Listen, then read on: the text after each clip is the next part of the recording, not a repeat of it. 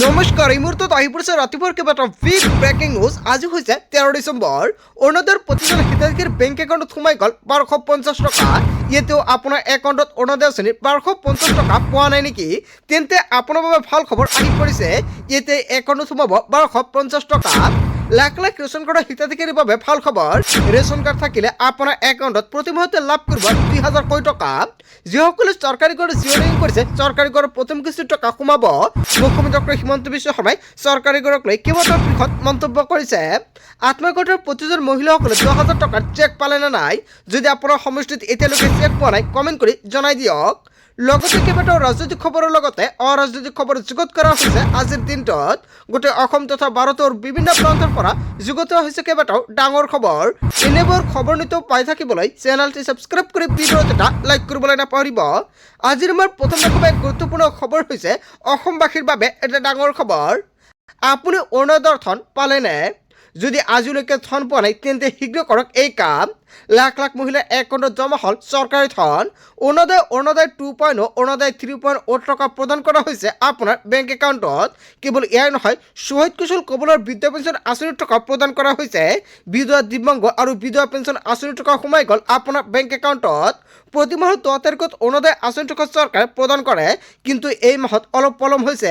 সেয়েহে অসমৰ মুখ্যমন্ত্ৰী ডক্টৰ হিমন্ত বিশ্ব শৰ্মাই 12 ডিচেম্বৰত অথবা যোৱাকালি প্ৰতিগৰাকী মহিলাৰ একাউণ্টত 1250 টকা সোমাই গৈছে। যদি আপুনি এতিয়ালৈকে অৰুণোদয় আঁচনিৰ 1250 টকা পোৱা নাই কি কৰিব? অৰুণোদয় আঁচনিৰ প্ৰতিগৰাকী হিতাধিকাৰীয়ে লাভ কৰিলে ধনৰাশি। প্ৰতিগৰাকী হিতাধিকাৰীৰ একাউণ্টত জমা হৈছে 1250 টকা। যদি আপুনি এতিয়াও ধন লাভৰ মেছেজ পোৱা নাই তেন্তে শীঘ্ৰে পৰীক্ষা কৰক আপোনাৰ বেংক একাউণ্ট। ধন জমা নহ'লে আপুনি দিব পাৰিব অভিযোগ। অভিযোগ দিয়াৰ বাবে চৰকাৰে মুকলি কৰিছে হেল্পলাইন নম্বৰ। হেল্পলাইন নম্বৰটো হৈছে 0361223705। নতুনকৈ অৰুণোদয় আঁচনি লাভ কৰা হিতাধিকাৰীৰ একাউণ্টত জমা হৈছে ধনৰাশি। আপুনি অৰুণোদয় আঁচনিৰ 1250 টকা পালেনে? যদি এতিয়ালৈকে অৰুণোদয় আঁচনিৰ 1250 টকা পোৱা নাই আপুনি কমেণ্ট কৰি জনাই দিয়ক। প্ৰথমতে দিয়ক আপুনি অভিযোগ দিয়াৰ পিছতে যদি কিবা সমস্যা নহয় তেনে ক্ষেত্ৰত নিশ্চয় আপুনি টকা লাভ কৰিব। যদি অভিযোগ দিব নোৱাৰে তেনে ক্ষেত্ৰত আপুনি কি কৰিব নিশ্চয় কমেণ্ট কৰি জনাই দিয়ক। আপোনালোকক নেক্সট ভিডিঅ'ত সম্পূৰ্ণকৈ জনাই দিম কি কৰিব লাগিব যদি আপোনাৰ একাউণ্টত অৰুণোদয় আঁচনিৰ 1250 টকা পোৱা নাই। আৰু আজিৰ ভিডিঅ'টো সকলোৱে যিমান পাৰে বেছিকৈ শ্বেয়াৰ কৰি দিব। তাৰপিছত অসমবাসী ৰাজযুক্ত আমাৰ পৰৱৰ্তী খুব গুৰুত্বপূৰ্ণ খবৰ, লগতে ডাঙৰ খবৰ। 16 ডিচেম্বৰত আদালতত হ'ব জুবেন গোচৰৰ প্ৰথমটো শুনানি। 2 বছৰ আগৰ পৰা হত্যাৰ ষড়যন্ত্ৰ ৰচিছিল শ্যামকৰু মহন্তই, শেখৰ আৰু সিদ্ধাৰ্থই। 4জনক মূল অভিযুক্ত বুলি তথ্য SITৰ চাৰ্জশ্বিটত উল্লেখ আছে। প্ৰতিবেদনত 2টা ভুলমত দাখিল কৰা হৈছিল অভিযোগনামাত। অমৃত পাৱাৰ বিৰুদ্ধে তথ্য প্ৰমাণ নষ্ট কৰাৰ অভিযোগ উত্থাপিত হৈছে। প্ৰয়োজনত নতুন তথ্য সংলগ্ন কৰা হ'ব চাৰ্জশ্বিটত। চাৰ্জশ্বিট দাখিলৰ পাছতে মন্তব্য কৰিছে অধিবক্তা প্ৰদীপ কোবৰৰ। হয়, এটা বিগ ব্ৰেকিং নিউজ আহি পৰিছে। 16 ডিচেম্বৰত আদালতত হ'ব জুবেন গোচৰৰ প্ৰথমটো শুনানি। তাৰপিছত অসমবাসী ৰাজযুক্ত আমাৰ পৰৱৰ্তী খুব গুৰুত্বপূৰ্ণ খবৰ, লগতে ডাঙৰ খবৰ। PMAY ঘৰৰ নামত কোনোই 1 টকা চুব নোৱাৰিব। 1 টকা নিদিয়াকৈ হিতাধিকাৰীয়ে পাব চৰকাৰী ঘৰ। আপোনাৰ একাউণ্টত চৰকাৰী ঘৰৰ প্ৰথম কিস্তিৰ টকা সোমালে, যদি একাউণ্টত চৰকাৰী ঘৰৰ প্ৰথম কিস্তিৰ টকা সোমাইছে তেনে ক্ষেত্ৰত আপোনাৰ বাবে ভাল খবৰ। কোনো দুখীয়া দৰিদ্ৰ লোকৰ পৰা আঁচনিৰ নামত 1 টকাও ল'ব নোৱাৰিব।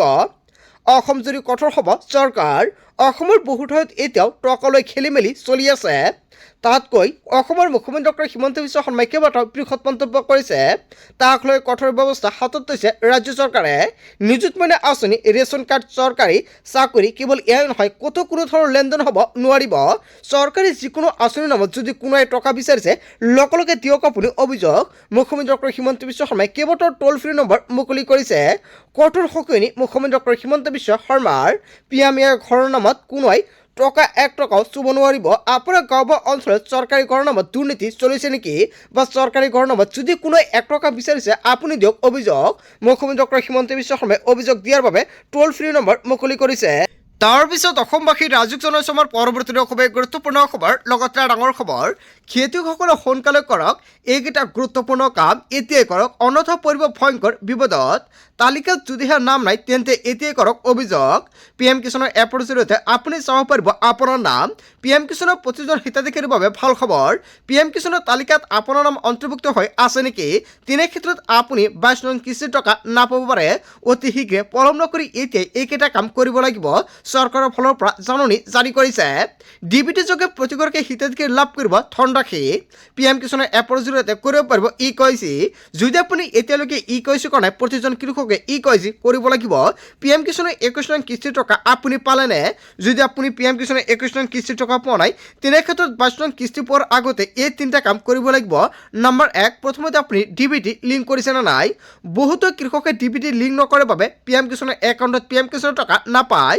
অতি শীঘ্ৰে আপুনি ডিবিটি অন কৰক আৰু বেংকত গৈ KYC এটা ফৰ্ম জমা দিলে আপোনাৰ ডিবিটি লিংক হৈ যাব। নম্বৰ 2ত উল্লেখ কৰিছে EKYC। বহুতো কৃষকে এতিয়ালৈকে EKYC কৰা নাই। যদি আপুনি এতিয়ালৈকে EKYC কৰা নাই, অতি শীঘ্ৰে EKYC কৰক। অনলাইন অথবা CSC চেণ্টাৰত গৈও কৰিব পাৰিব EKYC। মনত ৰাখিব, নকৰিলে নাপাব আপুনি ধনৰাশি। ইফালে ভুৱা হিতাধিকাৰীসকলে আৰু ধন নাপাব। বহুতো ভুৱা হিতাধিকাৰী অন্তৰ্ভুক্ত হৈ আছে তালিকাত। যদি আপুনি এজন ভুৱা হিতাধিকাৰী, তেনে ক্ষেত্ৰত আপুনিও টকা নাপাব। সাজু হ'ল তালিকা। অসমতে আছে 8,40,672 জন ভুৱা কৃষক। ধন আত্মসাৎ কৰাৰ অভিযোগ 8,40,672 জন কৃষকৰ বিৰুদ্ধে। ভুৱা হিতাধিকাৰীয়ে ঘূৰাই দিব লাগিব ধনৰাশি। চলি আছে চাৰ্ভে। আপোনাৰ গাঁও বা অঞ্চলত PM কিষাণৰ ভুৱা হিতাধিকাৰী আছে নেকি? তেনে ক্ষেত্ৰত পৰিব ভয়ংকৰ বিপদত। লগতে যিসকল ব্যক্তি ভাবিছে নতুনকৈ আবেদন কৰিব, নিশ্চয় কৰিব পাৰিব। যদি আপোনালোকৰ সঠিক নথি পত্ৰ থাকে, তেনে ক্ষেত্ৰত আজিয়ে কৰক আবেদন। আপোনাৰ ওচৰে পাজৰে থকা CSC চেণ্টাৰত গৈ আজি আপুনি কৰক আবেদন। অন্যথা আপুনি মোবাইল ফোনৰ জৰিয়তে কৰিব পাৰিব। কেনেকৈ আবেদন কৰিব, যদি আপোনালোকৰ ভিডিঅ' লাগে নিশ্চয় কমেণ্ট কৰি জনাই দিব। নেক্সট ভিডিঅ'ত জনাই দিম। তাৰপিছত অসমবাসী ৰাজুক জনাইছোঁ পৰৱৰ্তী খুবেই গুৰুত্বপূৰ্ণ খবৰ। লগতে ডাঙৰ খবৰ, এতিয়াৰ পৰা আপোনাৰ স্মাৰ্ট মিটাৰত বিদ্যুৎ বিল শূন্য হৈ পৰিব। বিদ্যুৎ বিলৰ নামত ভৰিব নালাগে 1 টকাও। নতুন বছৰতে প্ৰতিটো পৰিয়ালৰ বাবে ভাল খবৰ আহি পৰিছে। P2P আঁচনিৰ জৰিয়তে শূন্য হ'ব আপোনাৰ বিদ্যুৎ বিল। 7টা পদ্ধতিৰে কৰিব লাগিব এই কাম। প্ৰথমতে প্ৰধানমন্ত্ৰী সূৰ্যঘৰ উপভোক্তাই ট্ৰেডিং প্লেটফৰ্মত পঞ্জীয়ন কৰিব লাগিব। পঞ্জীয়ন কৰাৰ পিছত ক্ৰেতাসকলৰ বাবে অতিৰিক্ত সৌৰ ইউনিট উপলব্ধ কৰিবলৈ সন্মতি আগবঢ়াব লাগিব। দ্বিতীয়তে উল্লেখ কৰিছে ক্ৰেতাই বিক্ৰীৰ বাবে উপলব্ধ হোৱাকৈ অতিৰিক্ত ইউনিট আগবঢ়াব। তৃতীয়তে ক্ৰেতাসকলে ক্ৰয়ৰ বাবে নিৰ্দিষ্ট প্লেটফৰ্মত পঞ্জীয়ন কৰিব লাগিব। চতুৰ্থতে ক্ৰেতাসকলে বিক্ৰেতাৰ প্ৰস্তাৱ গ্ৰহণ কৰি পে'মেণ্ট গেটৱেৰ জৰিয়তে ধন পৰিশোধ কৰিব লাগিব। পঞ্চমতে উল্লেখ কৰিছে ক্ৰেতা বিক্ৰেতাৰ মাজত লেনদেন কাৰ্যকৰী প্লেটফৰ্মে সংগ্ৰহ কৰিব। ষষ্ঠমতে উল্লেখ কৰিছে লেনদেন সম্পূৰ্ণ হোৱাৰ পিছত বিক্ৰেতাৰ একাউণ্টৰ পৰা বিদ্যুৎ ইউনিট কৰ্তন কৰি ক্ৰেতাৰ একাউণ্টত সংযোগ কৰিব। সপ্তমতে উল্লেখ কৰিছে বিক্ৰেতাৰ পৰা লাভ কৰা বিদ্যুৎ বিক্ৰী নহ'লে APTCLক পুনৰ বিক্ৰী কৰা হ'ব। ইয়াৰ জৰিয়তে আপুনি বিদ্যুৎৰ বিল শূন্য কৰাৰ লগতে বিক্ৰী কৰিও টকা উপাৰ্জন কৰিব পাৰিব। যদি আপোনাৰ ঘৰত বিদ্যুৎ কানেকশ্যন আছে, তেনে ক্ষেত্ৰত আপুনি প্ৰধানমন্ত্ৰীৰ এই সুবিধা ল'ব পাৰে। যদি আপুনি এতিয়ালৈকে এইটো আঁচনি আবেদন কৰে, অতি শীঘ্ৰে আবেদন কৰক। তাৰপিছত অসমবাসী ৰাজুক জনাইছোঁ পৰৱৰ্তী খুবেই গুৰুত্বপূৰ্ণ খবৰ। লগতে ডাঙৰ খবৰ, পকা মিস্ত্ৰী, কাঠ মিস্ত্ৰী, ৰং মিস্ত্ৰীৰ লগতে যোগালীসকলৰ বাবে ভাল খবৰ। নিৰ্মাণ ক্ষেত্ৰৰ সৈতে জড়িত শ্ৰমিকক চৰকাৰে প্ৰদান কৰিব ধনৰাশি। ধন প্ৰদানৰ বাবে মুকলি হ'ল নিৰ্মাণ সখী পৰ্টেল। শ্ৰমিকসকলে আবেদন কৰিব লাগিব এই পৰ্টেলত। কি কি প্ৰক্ৰিয়াৰে কৰিব পাৰিব আবেদন? আবেদনৰ বাবে কি কি নথি পত্ৰৰ প্ৰয়োজন হ'ব? শ্ৰমিকসকলে aboc.www.assam.gov.in পৰ্টেলত নিজৰ নাম পঞ্জীয়ন কৰিব লাগিব। আৰ্থিক সাহায্যৰ আবেদনৰ বাবে প্ৰতিগৰাকী শ্ৰমিকক লাগিব ই-শ্ৰম কাৰ্ড। যদি আপোনাৰ ই-শ্ৰম কাৰ্ড আছে, তেনে ক্ষেত্ৰত কৰিব পাৰিব আবেদন। যদি আপোনাৰ ই-শ্ৰম কাৰ্ড নাই, অতি শীঘ্ৰে নতুনকৈ এটা ই-শ্ৰম কাৰ্ড বনাই লওক। কেনেকৈ ই-শ্ৰম কাৰ্ড বনাব, যদি ভিডিঅ' লাগে নিশ্চয় কমেণ্ট কৰি জনাই দিব। আধাৰ আৰু ই-শ্ৰম সংযুক্তকৰণৰ পিছতে কৰিব পাৰিব আৰ্থিক সাহায্য বিচাৰি আবেদন। অধিক জানিবৰ বাবে যোগাযোগ কৰিব পাৰিব শ্ৰম বিষয়ৰ কাৰ্যালয় অথবা PFC-ত। তাৰপিছত অসমবাসী ৰাজুক জনাইছোঁ পৰৱৰ্তী খুবেই গুৰুত্বপূৰ্ণ খবৰ। লগতে ডাঙৰ খবৰ, প্ৰতিজন শিক্ষাৰ্থী আৰু অভিভাৱকৰ বাবে গুৰুত্বপূৰ্ণ খবৰ। আপোনাৰ PRC অৰ্থাৎ স্থায়ী বাসিন্দাৰ প্ৰমাণপত্ৰ নাই নেকি? আজি PRCৰ বাবে কৰিব পাৰিব আবেদন। 7 পৰা 10 দিনৰ ভিতৰতে আপুনি লাভ কৰিব প্ৰমাণপত্ৰ। গ্ৰহণ কৰক চৰকাৰে মুকলি কৰা সেৱা সেতু পৰ্টেলৰ সুবিধা। কিদৰে PRCৰ বাবে আপুনি কৰিব আবেদন? প্ৰথমতে আপুনি ফোন নম্বৰ আৰু ইমেইল আইডিৰে পঞ্জীয়ন কৰক। পঞ্জীয়নৰ পিছত আপুনি ক্লিক কৰক লগইন টেবত। প্ৰদান কৰক যাৱতীয় নথি পত্ৰ। জনজাতীয় আৰু অজনজাতীয় লোকৰ বাবে পৃথক হ'ব নথি পত্ৰ। নথি পত্ৰ পৰীক্ষাৰ পিছত কৰা হ'ব ফিজিকেলি ইনস্পেকশ্যন। এছামিছৰ জৰিয়তে আপোনাক প্ৰদান কৰা হ'ব সকলো আপডেট। NCSAC কাৰ্যালয়ত গৈ আপুনি হাতে হাতে দিব লাগিব মাচুল। সকলো প্ৰক্ৰিয়া অন্তত ARTPS পৰ্টেলৰ পৰা ডাউনলোড কৰিব পাৰিব আপোনাৰ PRC অৰ্থাৎ স্থায়ী বাসিন্দাৰ প্ৰমাণপত্ৰ। যদি আপোনাৰ PRC নাই ভাবিছে আপুনি আবেদন কৰিব, নিশ্চয় কৰিব পাৰিব। অতি সহজতে ঘৰৰ পৰাই আপুনি PRCৰ বাবে কৰিব পাৰিব আবেদন। কেনেকৈ আবেদন কৰিব যদি ভিডিঅ' লাগে কমেণ্ট কৰি জনাই দিয়ক, নেক্সট ভিডিঅ'ত সহায় কৰা হ'ব। তাৰপিছত অসমবাসী ৰাজুক জনাইছোঁ আমাৰ পৰৱৰ্তী খুবেই গুৰুত্বপূৰ্ণ খবৰ, লগতে ডাঙৰ খবৰ।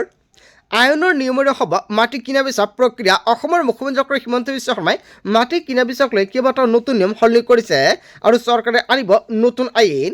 পৰীক্ষা কৰা হ'ব 3 পুৰুষৰ লোকেলিটি। এতিয়াৰ পৰা আৰু কোনো বহিৰাগতক বিক্ৰী কৰা নহ'ব অসমৰ মাটি। বিধানসভাত আইন আনিছে মুখ্যমন্ত্ৰী ডক্টৰ হিমন্ত বিশ্ব শৰ্মাই। হয় বন্ধু বান্ধৱীসকল, অসমৰ মুখ্যমন্ত্ৰী ডক্টৰ হিমন্ত বিশ্ব শৰ্মাই বিধানসভাত আইন আনিব। মাটি বাৰী ক্ৰয় বিক্ৰয়ৰ বাবে বলবৎ হ'ব কঠোৰ আইন। কোনো বিদেশী অচিনাকি মানুহক মাটি বিক্ৰী নকৰিব অসমীয়াই। মাটি বাৰী ক্ৰয় বিক্ৰয়ৰ বাবে বিধানসভাত আইন আনি আছে মুখ্যমন্ত্ৰীয়ে। সংকল্প লওক আমি কোনো কামৰ বাবে যাতে সহায় নলওঁ বিদেশীৰ। কেৱল এই ঠাইতে নহয়, ৰাজ্যৰ বহু প্ৰান্তত সিঁচৰিত হৈছে বিদেশী। সকলো ফালৰ পৰা অসমখনক ধৰি ৰাখিব লাগিব আমি অসমীয়াই। আমি অসমীয়াই জীয়াই থাকিব লাগিব। জাতি মাটি বেটি হেৰুৱাবলৈ দিয়া নহ'ব। 3 প্ৰজন্মৰ অসমীয়া নহ'লে বিক্ৰী নকৰিব আপোনাৰ মাটি। অসমত এতিয়া সংখ্যাগৰিষ্ঠতা হোৱাৰ পথত অসমীয়া হয়। অসমৰ মুখ্যমন্ত্ৰী ডক্টৰ হিমন্ত বিশ্ব শৰ্মাই ডাঙৰ মন্তব্য কৰিছে। অসমত এতিয়া সংখ্যালঘিষ্ঠ হোৱাৰ পথ অসমীয়া আৰু এই সময়খিনিত আমি সতৰ্ক নহ'লে বিপদ নিশ্চিত। মুখ্যমন্ত্ৰী ডক্টৰ হিমন্ত বিশ্ব শৰ্মাই কৰিছে ডাঙৰ মন্তব্য। তাৰপিছত অসমবাসী ৰাজুক জনাইছোঁ আমাৰ পৰৱৰ্তী খুবেই গুৰুত্বপূৰ্ণ খবৰ, লগতে ডাঙৰ খবৰ। আদালতত দাখিল কৰা হ'ল জুবেন গাৰ্গৰ হত্যাকাণ্ডৰ চাৰ্জশ্বিট। 250ৰো অধিক লোকৰ সাক্ষ্য গ্ৰহণ কৰিছে SITয়ে। হয়, এটা বিগ ব্ৰেকিং নিউজ আহি পৰিছে। হত্যাৰ সন্দেহত ইতিমধ্যে SITয়ে গ্ৰেপ্তাৰ কৰিছে 7জনক আৰু 3 অভিযুক্তৰ বিৰুদ্ধে BNSSৰ 103 ধাৰা গোচৰ ৰুজু কৰা হৈছে। সিদ্ধাৰ্থ আৰু শ্যামকানু মহন্তৰ বিৰুদ্ধে হত্যাৰ ধাৰা ৰুজু কৰা হৈছে আৰু অমৃতপ্ৰভা মহন্তৰ বিৰুদ্ধে হত্যাৰ ধাৰা ৰুজু কৰা হৈছে। সন্দীপন আৰু শেখৰৰ বিৰুদ্ধে BNSSৰ 105 ধাৰা গোচৰ ৰুজু কৰা হৈছে। শেখৰ সন্দীপন গাৰ্গ হত্যাৰ ষড়যন্ত্ৰত জড়িত অভিযোগ।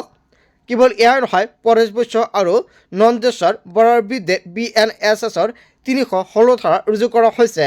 2 দেহৰক্ষীৰ বিৰুদ্ধে প্ৰবঞ্চনাৰ অভিযোগ উত্থাপিত হৈছে। হয়, এটা বিগ ব্ৰেকিং নিউজ আহি পৰিছে। গোটেই অসম তথা ভাৰতৰ বিভিন্ন প্ৰান্তৰ পৰা যুগুত হৈছে কেইবাটাও ডাঙৰ খবৰ। এনেবোৰ খবৰ নিতৌ পাই থাকিবলৈ চেনেলটি ছাবস্ক্ৰাইব কৰি ভিডিঅ'ত এটা লাইক কৰিবলৈ নাপাহৰিব। So thank you for watching full video.